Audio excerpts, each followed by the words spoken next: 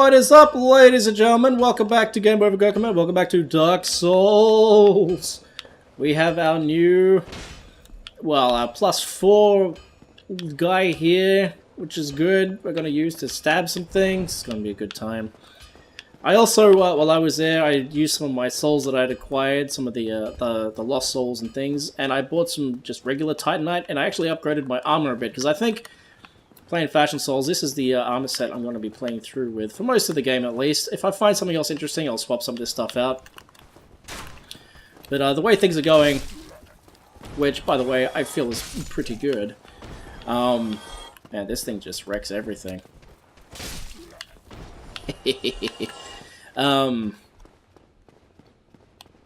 I like this armor set a lot, so I might swap out some individual parts of it, but in later areas, like, the sorts of souls that I just spent end up becoming like incredibly easy to acquire. So yeah, I don't mind the fact that I spent some of that. So what I'm actually going to do is, last time that stray demon kicked my ass, so I'm going to try to beat him now. Just see how this goes. You'll see how it goes with just these upgrades and this upgraded weapon that I have. Just out of curiosity. I've got 4,000 souls, which sucks to lose, but I'm not losing any humanity, so I'm not too cut up about it. So let's see how this does. And once again, sorry if that last episode ran a little long. That wasn't my intention, but well, we'll see what happened. Sometimes it happens, you know. I was trying to do some very specific little things, and sometimes those things go well, and other times they don't. Basically, that's the gist of it. Anyway, let's come over to this bonfire over here, and let's just see how we do against this guy this time. Now, this guy does have to be beaten before we go to Analondo, which once we've beaten, like, basically once we've done the bottom of Blighttown, we'll be able to get access to an area called Sen's Fortress, which is like a series of trials. Once we've done that, we get to Analondo, and you really want the item that you get in this, the second item you get in this area, before you go there, because it's incredible. It opens up a whole secret area. So that's why I'm here doing this now. Hoping for the best. I don't like the way it takes your health away when you land here. I've always thought that was kind of cheap. Okay. Ow. Got hooked on something there. Oh, crap. You know what, I'm probably better off not using the lock-on on this guy. I think. Could be right, could be wrong, I don't know. Let's see how this guy does when... 267 damage, that ain't too bad. Ain't nothing to sneeze at. Oh, uh-oh. Yeah, playing this one without lock-on is definitely the way to go. He is a repeat boss of the opening guy. Some people don't like that, but considering how easy the first boss is, I don't mind fighting him twice. The secret, the key word there being twice. Because there is actually a third version of this guy, which, you know, whatever. I don't hate it. But, especially since this one's optional. But it does feel a little underwhelming, at least. Yeah, I'm doing much better this time. Definitely not playing with the lock-on off is a good idea. But that secret with this guy is just keep your distance, basically. I'm also keeping the crest shield that I picked up off, I believe the guy's name is Oscar. I'm going to keep that weapon out, that shield out. Its overall stats are basically very, very similar to the grass crest shield, so this doesn't have the stamina regen. But at this point, my endurance is at a point where it's refilling at a speed that I don't need that boost, basically. It's very helpful in the early game, but at this point, I don't really need it. Ugh, come on. Now, I wonder if I'm only doing that much damage because of the... Yeah, that's doing a little less. Well, quite a bit less. Just keep him at distance, keep him at distance. Uh-oh. Oh, fuck. Alright, run, run, run, need to heal. We need to heal. Thankfully, this guy is slow as balls. He's not that bad. I just had to get back into the right frame of mind. Oh man, this thing does, when you do 2 swings, it does drain your stamina a lot. Which is why I'm only taking pot shots at him. There we go, look at that, that wasn't so bad. Considering how bad he kicked my ass last time, like I haven't leveled at all. Very important key there. Didn't level or grind at all. Just simply by playing it slightly differently and upgrading my weapon a little bit. That became a whole different fight. And we got 20,000 souls, which, unlike the last batch of souls I used for weapon upgrades, that will be used for leveling. Alright, so now we have this, and we can... It's nice that there's that little stairway there. They've put a torch there so you can't miss it. There's no secret items in here, but if you drop through here, and come back to... Well, there's a Black Knight here, first of all. And he is actually guarding where we start... Well, that was not the attack I wanted to do, but... Well, it worked, I guess. You can definitely see the upgrade that this has done. It's doing an additional 47 damage now per swing compared to where it was last time we were here and fought these guys, so... That +2 definitely helped. But once... I mean, like, 'cause this only has one more level to go up. Thanks for the red Titanite, chunk jackass. Once this hits +5, that'll be it, and I can't upgrade it anymore. And we just picked up a peculiar doll. What's that all about?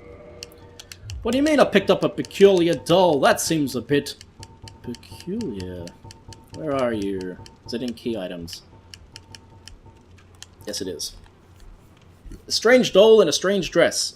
There once was an abomination who had no place in this world. She clutched this doll tightly and eventually was drawn into a cold and lonely painted world. Interestingly, this is the prison cell where we started, so why is the doll there? That's something that people have been debating since the game came out, basically. And, yeah, since you might remember this area from the very first episode. No one's ever been able to come up with any concrete answers. It's never been explained. I don't think the creator ever... It's one of those things that was left completely up to speculation. Which is, you know, I'm fine with that. That works for me. But yes, this weapon, I know I have been using it a lot, and it seems to be making things a lot easier. And that's because it has been. But I won't lie, now that it's almost fully upgraded, I will, once it's +5 and I start focusing more on my actual stats, you'll find that it becomes a lot less useful as the game progresses. In the late game, it won't be as powerful, I don't think, as my side sword, but we'll see. Maybe I'll be wrong. Maybe this will end up being my main weapon throughout the whole playthrough. But I gotta say, I'm loving the look of my character in this playthrough. This stuff all goes together really well. I personally feel, I don't know if anyone else does that. Like the specs on these armor aren't necessarily great. In fact, I know they're not because they're all very light armors. But I just love the way it all looks together, and that's why I'm wearing it. And I don't know if anyone else will sacrifice, if there's anyone else out there that sacrifices, you know, practicality for fashion, suffering for fashion, basically. I guess is how you'd put it. Alright, now let's get ourselves back to the Valley of Drakes, because before we go into Blacktown, we have something else to take care of.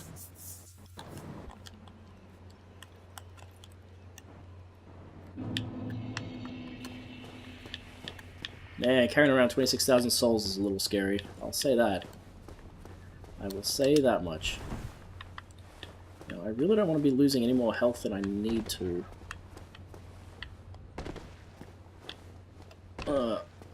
Okay. That snoring sound's still coming out of there. Alright. What's that snoring about? Still, well, we'll find out once we've rung the second bell of awakening. Oh, that's right, we saved this Pyromancer man. Well, I see you made it out. Yeah, I made it out safely too. I have my Pyromancer the Great Swamp, so I can use your manage with a bit of care. Oh yeah, by the way, I can share my spells with you. I think you have a knack for it. All you need are the materials. I'll be pleased to help you. Unless you find your magics unsavory. No, I don't find them unsavory. Oh really? Oh, whoops. This guy is a pyromancer, and he's going to sell some sweet pyromancies. Pleased to see you. I'll be... No, we don't find them Oh, unsavory. really? Wait, what? Second time is yes? Huh? What? Oh, really? Oh, wait, what? Now I'm pressing the buttons too fast. Yes. Yeah, wonderful. I'm sure that, you know, they'll be of some use, some assistance. Here, first take this. A flame from the Great Swamp. Now you're a fully fledged pyromancer. Why, let's get started right now. Alright, so yeah, like I said, this guy he sells pyromancies. Never played as a pyromancer. It's like they're good in the sense that as a secondary weapon, they don't, even though they do use up a slot, they don't Have you been to the ruins of New Londo below? Just head down the stairs and take the lift. It's certainly worth a visit. It was once an undead city. You may find a clue or two, unless the ghosts find you first. Oh, so he wants to talk to me again now. How did that old man make it back? Unexpected. But I suppose stranger things have happened.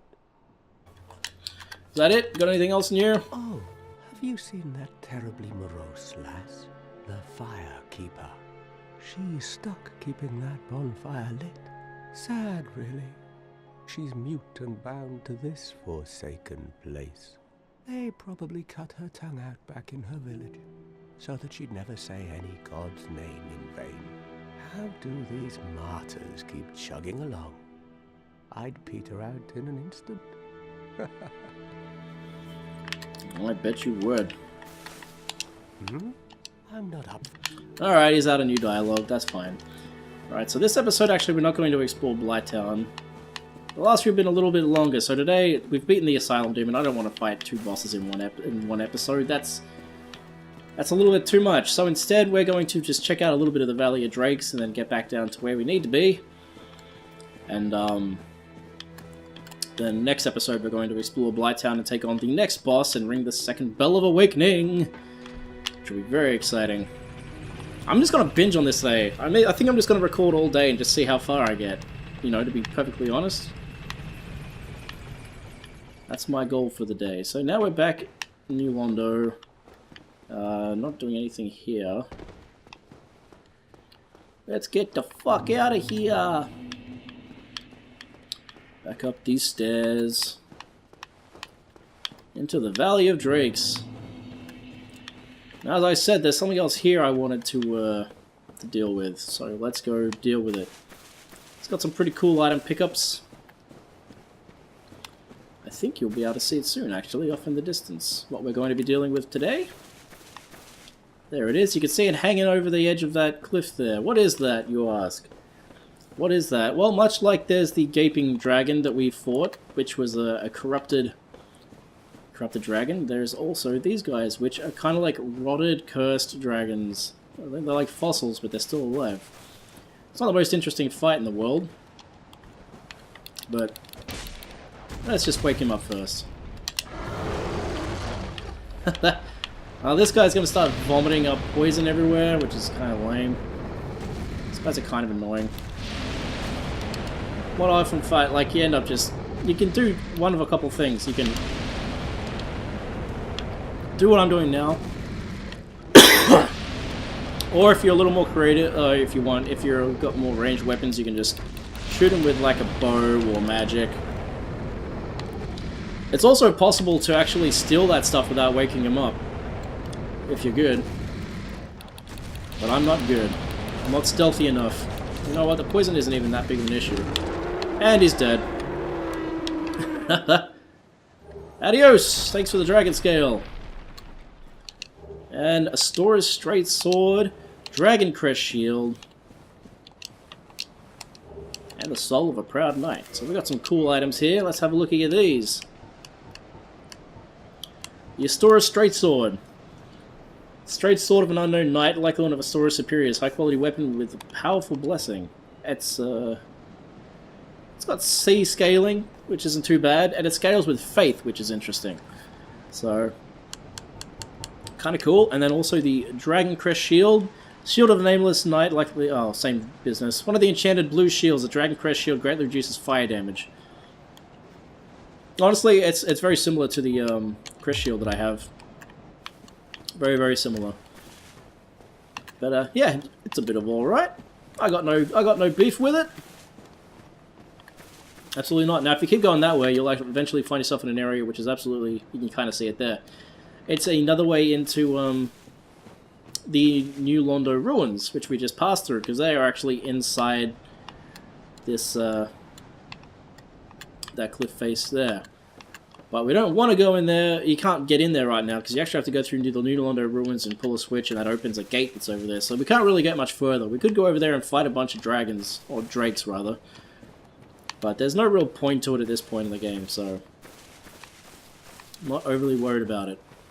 It is funny that New Londo and Blighttown are incredibly close together, and I do wonder if, because as we'll explore New Londo, you'll uncover the fact that it was flooded, and I wonder if some of the survivors tried to flee to Blighttown, or Blighttown was made out of the fleeing people. I don't know. Come on, I just want one of yous. Just one. There we go. Perfect. Taking on two of these guys at once, no fun. Oh, excuse me. Sorry if I'm coughing. I'm recovering from a bit of a sickness that I had over the weekend. Alright. Down you go. Oh, you didn't drop a dong pie. That's unusual. So yeah, this is funny. I know I could probably be skipping through this since we came through here last time, but I figured coming through here this direction's a little different enough to be its own thing. I think. What are you doing? Just gonna keep yelling? I mean, you can if you want. Oh my god, dual-handed this Rex! Holy shit! Bye! Thanks for the dung pie, motherfucker. Alright, now let's keep going this way. There's another one. I wonder how much this does if I manage to, And yes, I can block with this very poorly. I wanted to try to get a backstab with it. That would have been hilarious. Imagine the backstab of this thing would have fucking just... insta-death. Potentially, anyway. Alright, let's make our way down to Blighttown. I'm having a great time, guys. I don't know how many people are watching this. Probably not that many. I know a lot of you aren't fans of this series. As has been stated in the comments whenever I bring up the fact that I want to make a video of it. But I have so much fun playing this game, and you know, all these games that, since I love all of them equally for different reasons. But, you know, to each their own, I suppose. To each their own. Alright, now what do we got here? Nothing. Thought there might have been an enemy down here, but there isn't. You see that dog doing its business from up here? No. Get the fuck away, mosquitoes! I hate yous. I hate what you do to my camera when you spin around. You're all coming over here, are you? It's a fucking mosquito party. Dead mosquitoes everywhere! I will say, because I'm still in Canada obviously, I'm not looking forward to dealing with all the mosquitoes when I get to Australia. I hate mosquitoes. They're my least favorite animal in the world.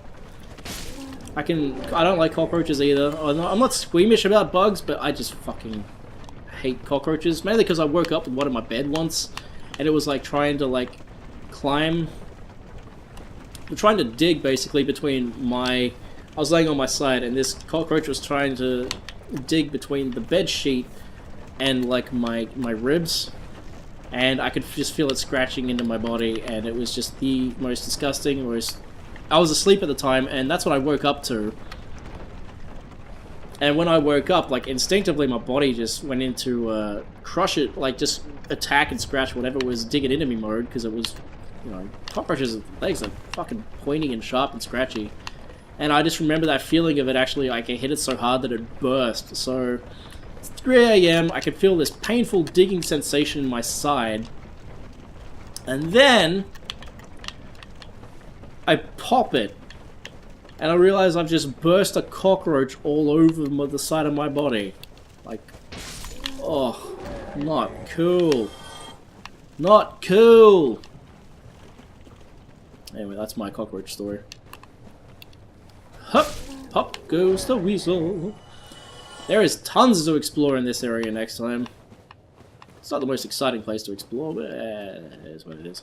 Now, first of all, I'm going to do this episode instead of doing it next time. Keep things a little interesting. First of all, I'm going to kindle myself. I'm going to reverse my hollowing. Not going to kindle, don't need to kindle. Reverse my hollowing, because there's someone down here I want to fight. Someone I've never actually fought before. I didn't know about them until recently, but they've got a weapon I really want to fuck around with. And I'm going to level up a little bit, so let's... Yeah, that seems alright.